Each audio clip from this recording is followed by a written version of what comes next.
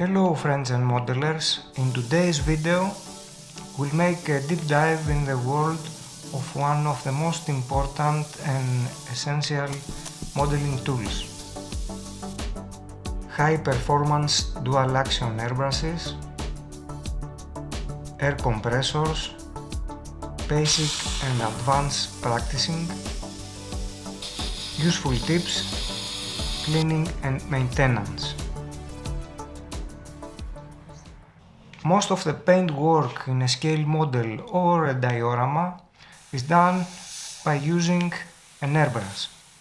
So, once we learn to use properly this precision tool, we have taken a major step in becoming real good modelers. Let's start from the very basics. Here we have three typical examples of high quality and performance dual action airbrushes. Olympus HP 23, Olympus Micron, and the last of the company, Badger 100 series. In the market you can find several excellent brands which produced high quality and performance dual action airbrushes. Many friends ask which airbrush to buy. This is a very interesting question, and although there is no certain and absolute answer, we can give three very useful advices. First, we suggest to choose a dual action airbrush. In this type of airbrushes, the trigger has two functions. First, by pressing the trigger down, we release air, and then simultaneously, when we pull back the trigger, we release the paint. The more you pull back, the more paint will go out. The less we pull back, the less paint will go out. With this type of airbrushes, we can paint everything from a very fine pencil line suitable for difficult camouflage patterns to wider lines suitable for larger surfaces and varnishes. Second, we suggest an airbrush with gravity-fed paint cap. In this type of airbrushes, the paint level is always above the paint nozzle tip, and with the help of gravity, paint flows more freely.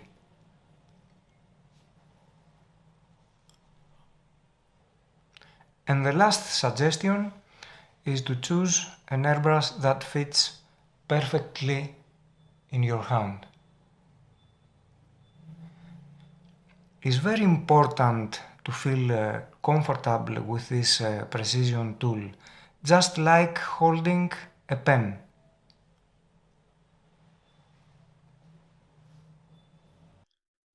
Now let's disassemble the main parts of a double action airbrush, because it is very important to learn how to handle and maintain these delicate parts. This will ensure that our airbrush will work properly for many years.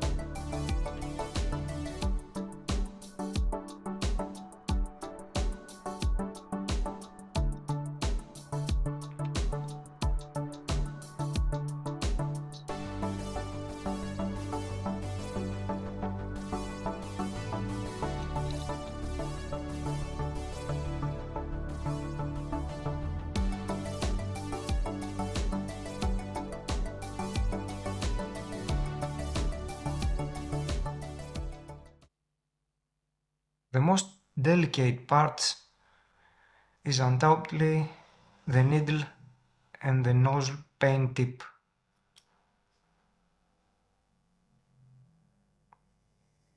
We must keep them perfectly clean.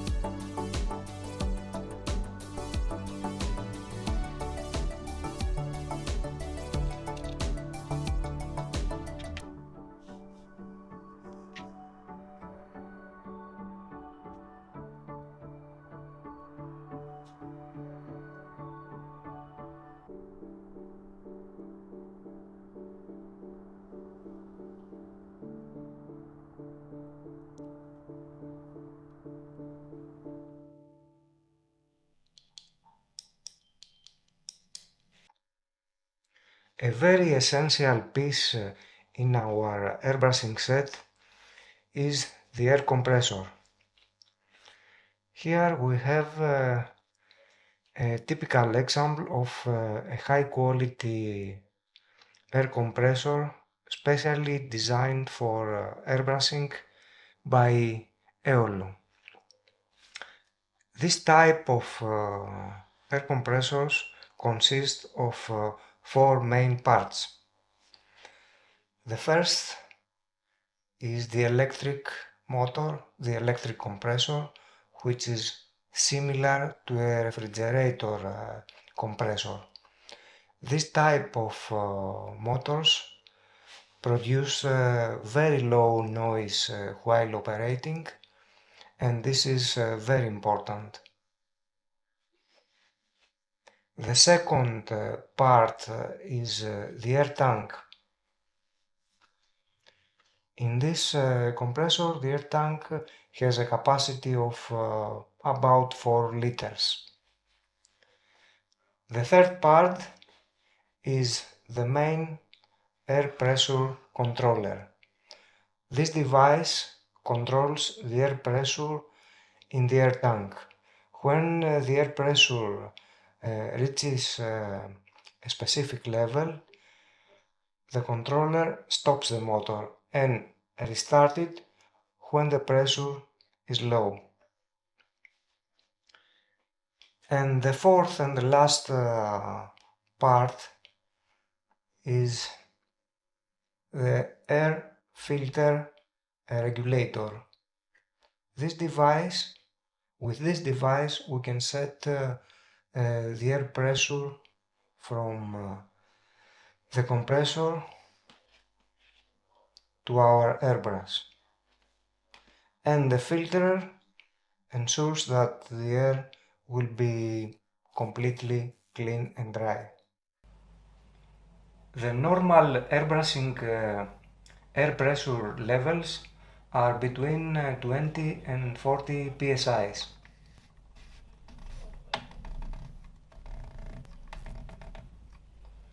And it depends mainly of the thickness of the paint. For thin paints, 20 psi are fine. For thicker paints, you have to give more pressure.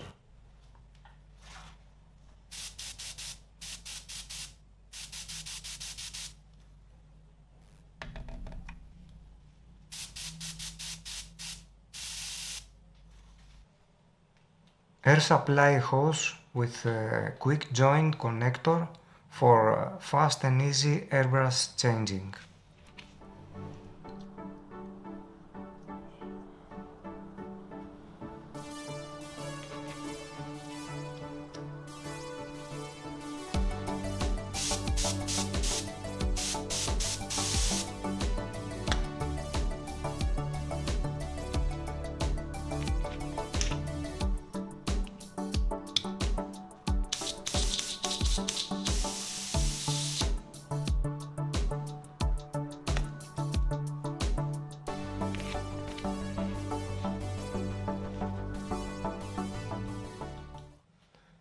Now let's take a look at paints and thinners. Here we have a selection of some of the best paint and thinners for scale modeling. Acrylics from Gunze and Tamiya, lacquers from Gunze and Tamiya, metallic lacquers from Alclad, lacquers from MRP, and classic enamels from Tamiya. Each type of paint has its own thinner.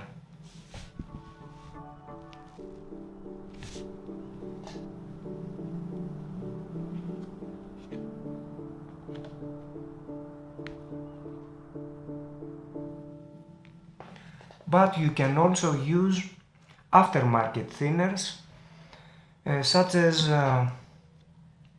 isopropylic alcohol, pure alcohol,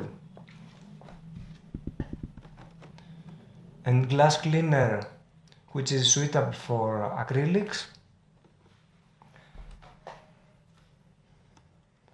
and white spirit, which is suitable for enamels and oil paints. The much cheaper aftermarket thinners gives very good results compared with brand thinner, and are ideal for cleaning our airbrush and the rest of the equipment. So you don't need to spend the expensive brand thinners for cleaning processes.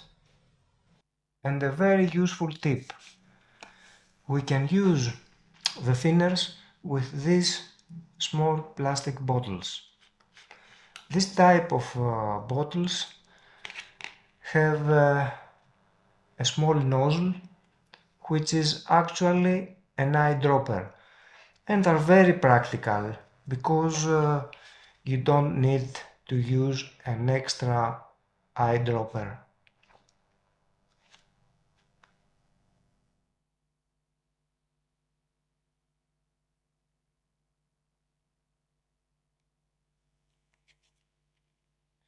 You can find them in pharmacies and cosmetic stores. During airbrushing, we must keep our workroom well ventilated.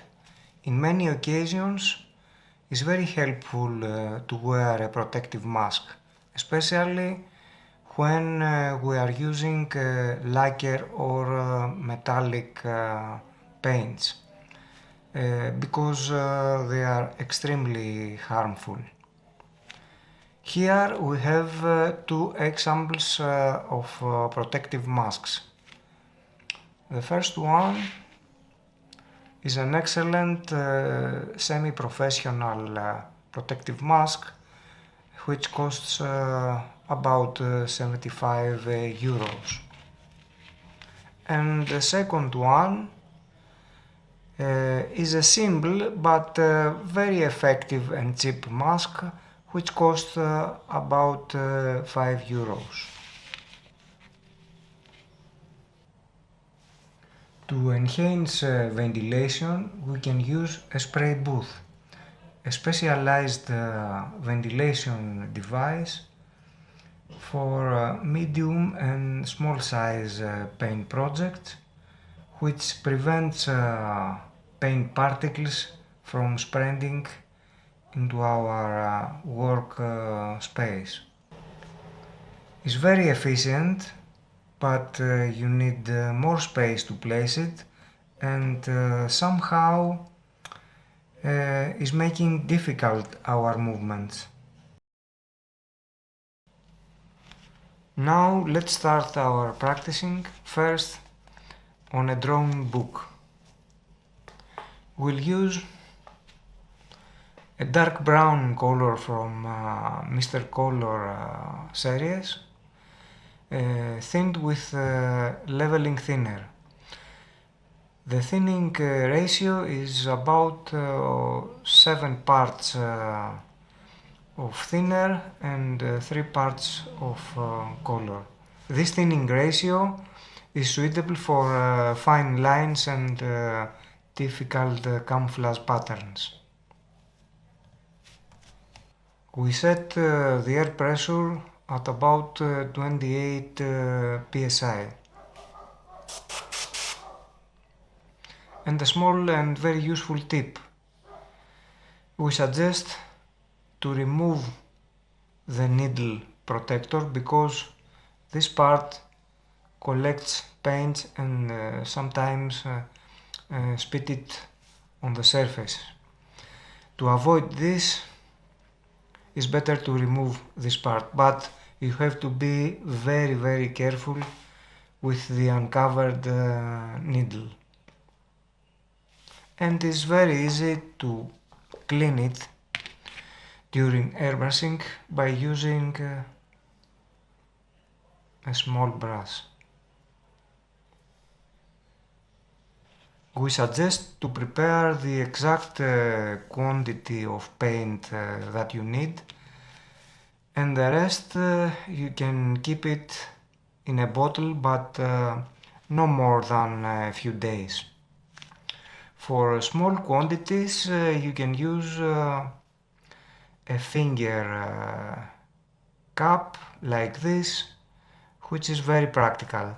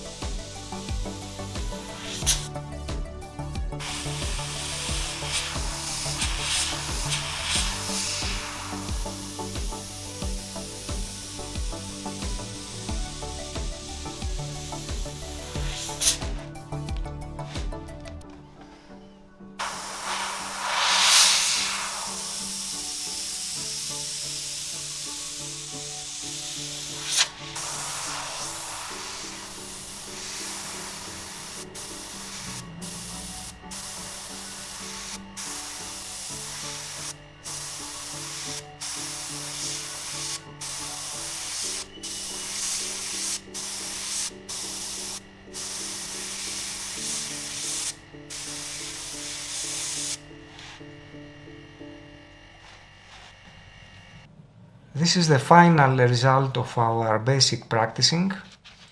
You can repeat this process until you become familiar with the dual action trigger.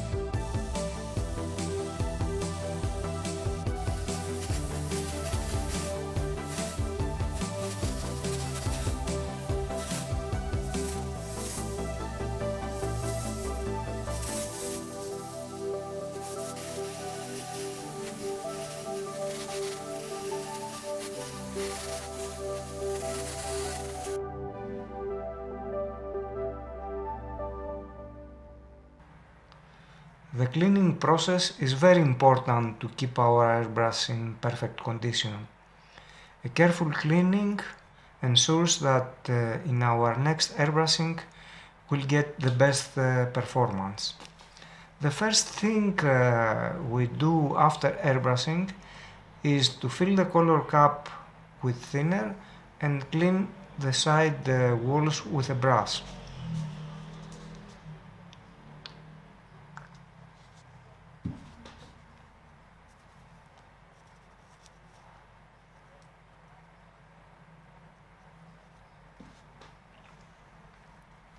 Then spray using an empty plastic soda bottle which prevents the thinner particles from spreading in our work area.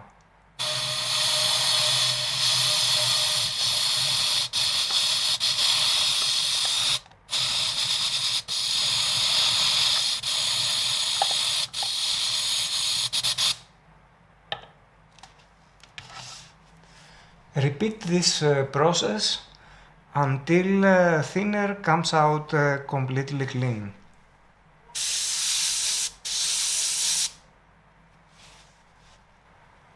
In the next cleaning step, we remove the needle and check for dry paint.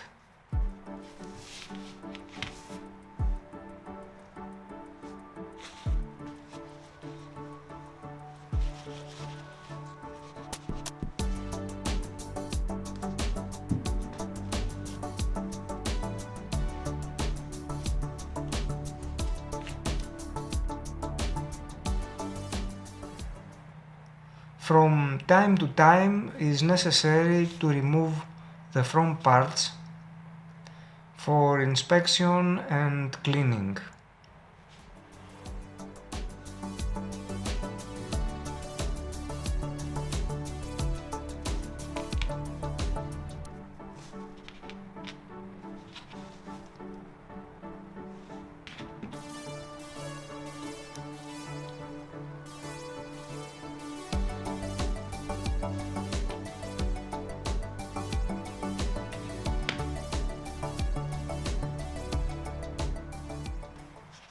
For this purpose we can use a special airbrush cleaning kit or just thin toothpicks, a thin paintbrush and a piece of cotton.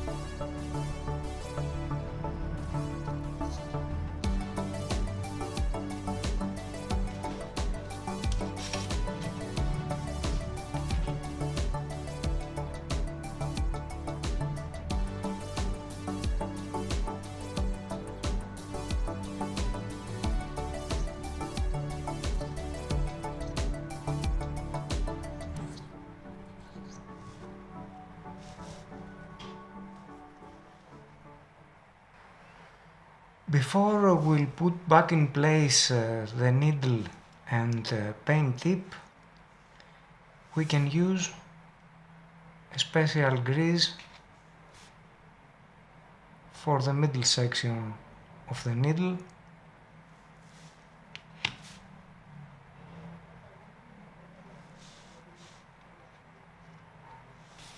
and for the tiny paint nozzle a special sealant.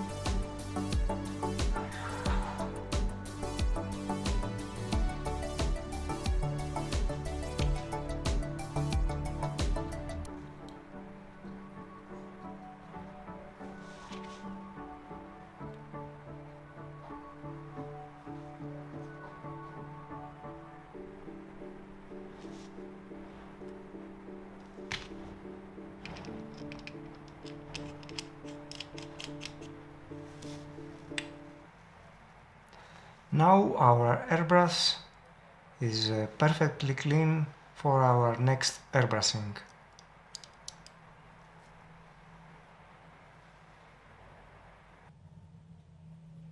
Dear friends and modelers, airbrushing is undoubtedly one of the most important parts in scale modeling. Once we learn to use properly this precision tool, we have taken a major step in becoming real good modelers.